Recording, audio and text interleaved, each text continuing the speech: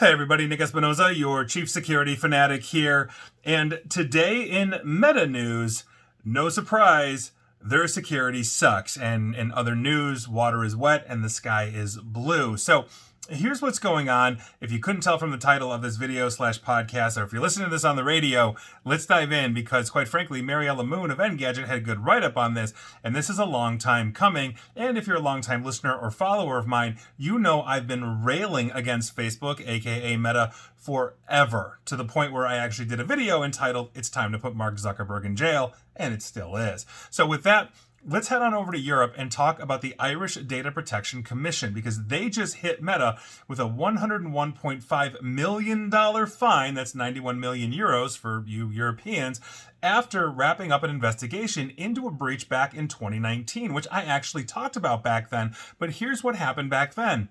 Meta basically was storing our passwords in plain text. Now, think about it this way. Imagine having an awesome password, whatever your password is, storing it onto like a notepad document that has no encryption and just keeping it somewhere.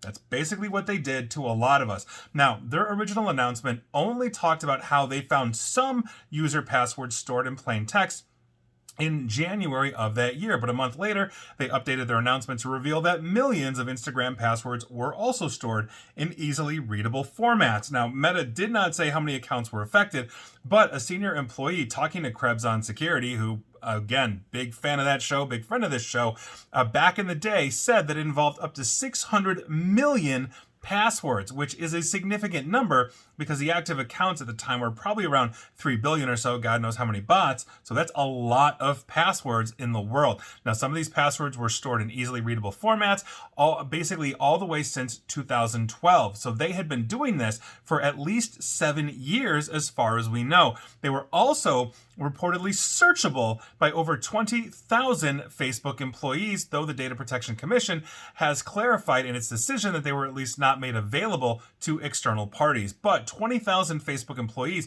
reading your password, and we are creatures of habit, so odds are you were using or still are using your Facebook password to log into your bank or anywhere else. Everybody's got your super awesome password, and odds are it's tied to your email account. Now, the Irish DPC also found that Meta violated several GDPR rules related to this breach. For those Americans out there, that's the General Data Protection Regulation of Europe, which is a lot more stringent on European or EU citizen privacy than we have here as American citizens. So we're big fans of that. Now, or rather the Europe law, not that we don't have it here in the United States. We need that.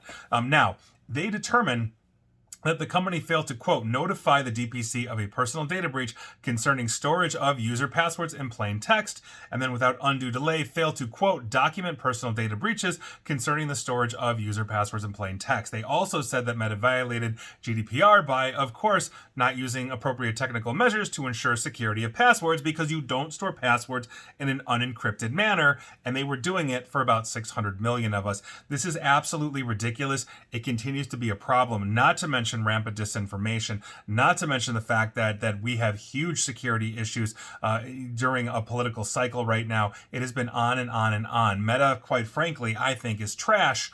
And once again, it's time to put Mark Zuckerberg in jail.